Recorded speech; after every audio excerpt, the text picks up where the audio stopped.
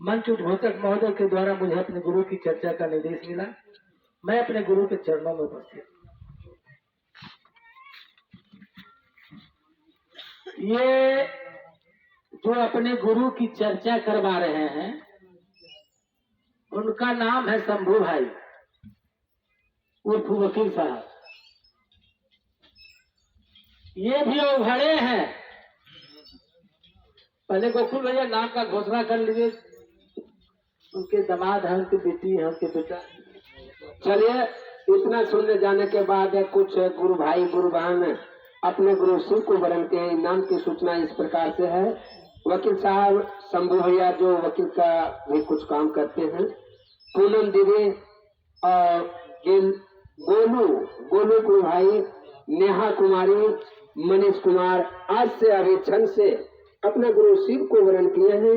इन नाम की सूचना हम सब शिष्य मिलकर शिव साम्राज्य के अंतरिक्ष में दी जा रही है। सूचना जागो जागा जागा महादेव।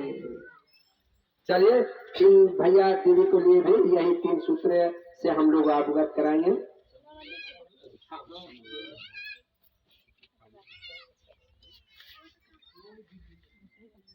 ये अभी जो चर्चा कर रहे थे शंभू भैया, एक लाइन में सारा चीज कह दिए। जो भक्ति के दिशा में चलेगा, जो गुरु शिव का शिष्य बनकर चलेगा, उसको जगह जमीन से परवाह नहीं है, उसको पर परिवार से परवाह नहीं है, उसको सारे जगत से परवाह नहीं है। हम लोग कहते हैं ना कि शिव के परिधि में है, जगत के परिधि में है। अभी जो हम लोग बैठे हुए हैं यहाँ पे, हम लोग अपने गुरु की परिधि में हैं, शिव के परिधि में हैं। कैसे? ये 3 घंटा या 4 घंटा जो हम लोग बैठेंगे, अपने गुरु की बात करेंगे, गुरु की चर्चा करेंगे, गुरु को भजन के द्वारा याद करेंगे। ये हुआ गुरु की परिधि। मन हमेशा गुरु की बात करे, ये हुआ गुरु की परिधि। और जगत की परिधि हो गया फलना का जमीन ले लेना, फलना का मकान ले लेना, फलना से बेईमानी कर लेना। मैंने उसी जाल दुनिया में फंसे हुए रहिए। वो हुआ जगत का परिधि। मैं मन उस दिशा में है। क्या बोले भैया? देखिए, हम लोग शिव को अपना गुरु बनाए हैं, और शिव को अपना गुरु बनाए हैं तो किसके कहने के अनुसार? साहब हरिंद्रानंद के कहे अनुसार। गुरु क्या कहे? जो मेरी दया को लेना चाहता है वो हरिंदर के बताए रास्ते पर चले। तो हरिंदर भैया क्या दिए? 3 वो सूत्र दिए हैं, हाथ में कंगन बांधने के लिए दिए हैं, लोगों से मिलजुल कर रहने के लिए बात बोले हैं। तो जो साहब बतावेंगे उसी रास्ते पर हम लोग को चलना पड़ेगा, तब न हुआ कि गुरु की बात करेंगे। तो साहब हरिंद्रानंद बताए हम लोगों को, ये 12 दाना का कंगन है, इसको रुद्राक्ष कहते हैं। हम लोग कहते हैं, कहानी किताब में पढ़े, साहब भी बोलते हैं कि ये उस महादेव के आंसू से गिरा हुआ ये वृक्ष है, रुद्राक्ष का दाना। उसी वृक्ष में ये रुद्राक्ष का दाना फल के रूप में आता है। उसी महादेव से जुड़ा हुआ है, अपने गुरु से जुड़ा हुआ है। 12 दाने का साहब हरिंद्रानंद एक दाने का रुद्राक्ष अपने हाथ में पहनते थे। जब शिव को गुरु बनाए, उस दिशा में चलने लगे, तो किताब में उन्होंने पढ़ा कि 11 दाना का ठीक होता है। महादेव के लिए 11 का अंक बड़ा अच्छा होता है, धर्म के लिए 11 का बड़ा अंक महत्वपूर्ण होता है। तब वो एक दाना से 11 दाना बना लिए। 11 दाना। एक दिन अपने डेरा पे बैठे थे, एक साधु आया उधर से, बैठा वहां पे साधु जी, देखे उनके सिर में कि 11 दाना का दाना गिन लिए साधु जी। क्योंकि ये 11 दाना का क्यों पहने हुए हैं? क्योंकि मेरे पास रुद्राक्ष चाहिए नहीं तो कहां से आ गया? वो साधु जी अपने थैला या गला में था, उस माला को तोड़ के एक दाना निकाल के इसमें 12 दाना पुरा दिए।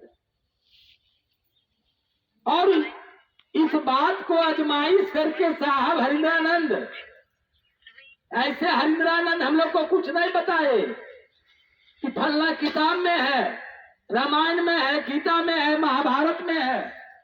भैया हरिंद्रानंद के साथ जो घटना घटी है उस चीज को हम लोग को बताते हैं। ये भी घटना उनके साथ घटी है।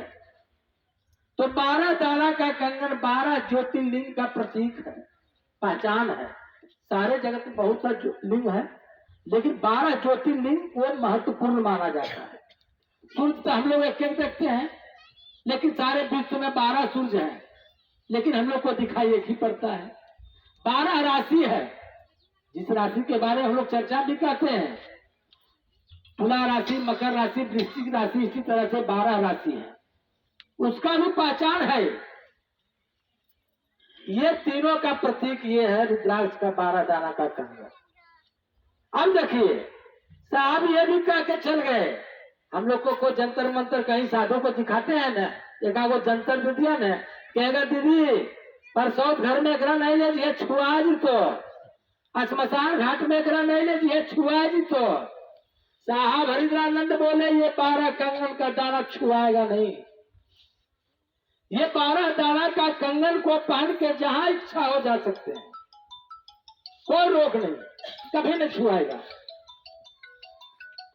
उन्होंने उदाहरण दिए कि श्मशान घाट चले जाइए, बहुत बड़े बड़े अवघड़ इतना मोट मोट का माला गला में पहले रहता है, बाह में पहले रहता है, कमर में पहले रहता है, कहाँ छुआता है? जिंदा तो श्मशान घाट में रहता है, तो ये पहले रहता है, महादेव की बात करता है।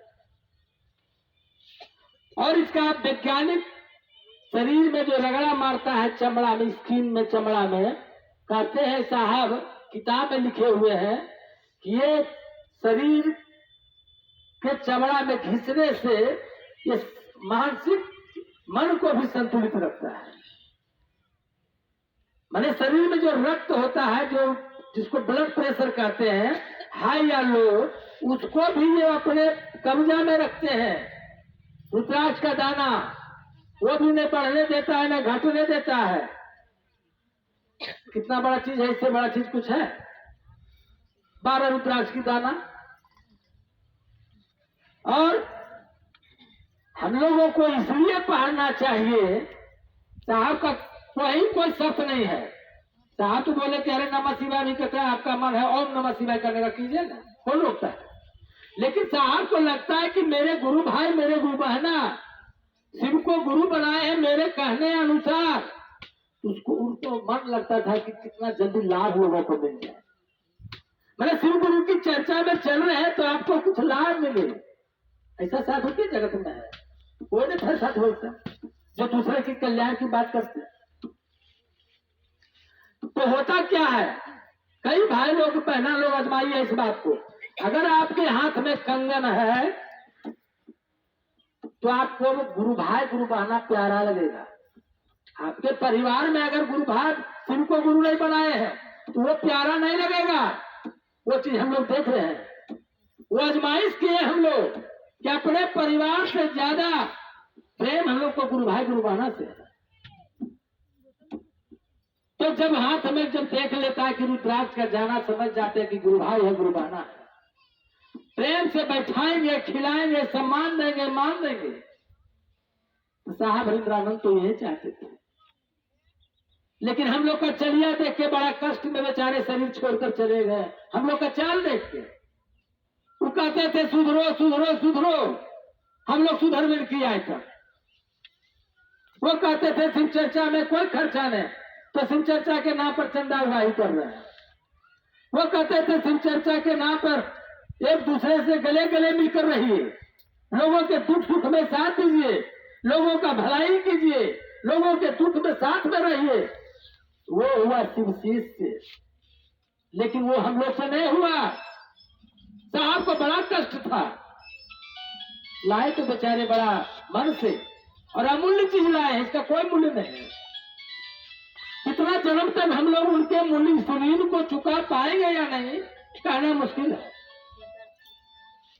लेकिन साहब हरिंद्रानंद एक बात बता के चले गए कि गुरु भाई गुरु बहना, सच्चे मन से अपने गुरु की काम करना, सच्चे मन से गुरु भाई गुरु बहना से मिलना, सच्चे मन से गुरु कार्य के लिए क्षेत्र में जाना, मन में कोई वैमनस्यता नहीं हो, मन में कोई संकीर्णता नहीं हो, मन में कोई विषमता नहीं हो, उसके साथ मैं रहूंगा।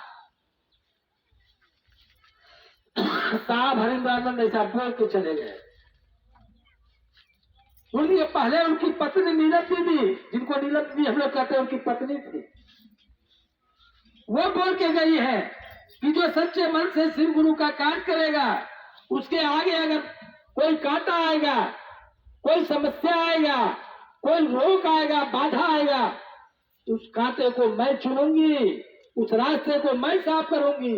वो सबरी का जैसा बात किए।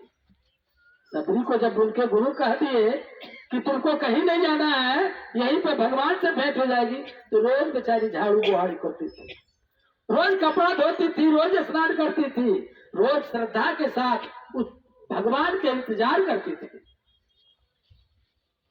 तो वो साहब हरिंद्रानंद जिनकी चर्चा, जिनका दिया हुआ ये गुरु भाई गुरु बहना की बात है, हम लोग अपने मन में उतार लें। हम लोग भी संकल्प ले लें साहब हरिंद्रानंद के जैसा कि जब तक जीवन रहेगा, जब तक ये जीवन रहेगा, तब तक गुरु कार्य करते रहेंगे, तब तक अपने गुरु का काम करेंगे। साहब जो कह के चले गए उस कार्य को हम लोग पूरा करेंगे, तभी हुआ हम लोगों का गुरु भाई गुरु बहना का रिश्ता। हम लोग गुरु भाई गुरु बहना सब चर्चा में चल रहे हैं। साहब जो रास्ता बताए साहब, उस रास्ते से हट के चल रहे हैं, तो बेचारे साहब को क्या वो याद करना नहीं हुआ, वो याद करना नहीं हुआ। याद करना तब हुआ जब अपने साहब के बताए हुए रास्ते पर चलेंगे। साहब ने जो अधूरा कार्य को छोड़कर इस संसार से चले गए, उस कार्य को पूरा करने का दायित्व तो हम लोगों के कंधे पर दिया गया है। उस कार्य को आगे बढ़ाने के लिए हम लोगों के कंधे पर दिया गया है। दीदी भैया, अगर उस कार्य को हम लोग सच्चे दिल से नहीं करेंगे तो शिव चर्चा का कोई मतलब नहीं। उस कार्य में मेरा मन नहीं लगेगा तो गुरु कार्य का कोई मतलब नहीं हुआ। तो यही शिव गुरु की चर्चा है। और भैया जिज्ञासा बताए थे, लगता है करीब करीब पूरा हो गया, थोड़ा बड़ा बचा होगा। तो पुराने गुरु भाई हैं, हम लोग तो नया नया ही चल रहे हैं, पूरा करेंगे और इसी तरह से हम लोग चलते रहे। और सबसे बड़ा चीज है कि शिव गुरु की चर्चा में चल रहे हैं, यहाँ मान सम्मान की बात नहीं है, यहाँ कोई पैसे की बात नहीं है। यहाँ ऐसा नहीं हो कि फलना जगह चर्चा हो कर है, हमारा नेतवा देते तबे जेवे, कान में आवाज चले जाए, किसी के यहाँ किसी जाति के यहाँ हो, कोई धर्म संस्था के यहाँ हो, अपने गुरु की बात अगर हो रहा है वहां पहुंच जाए, तब सच्चा शिष्य हम लोग कहलाएंगे।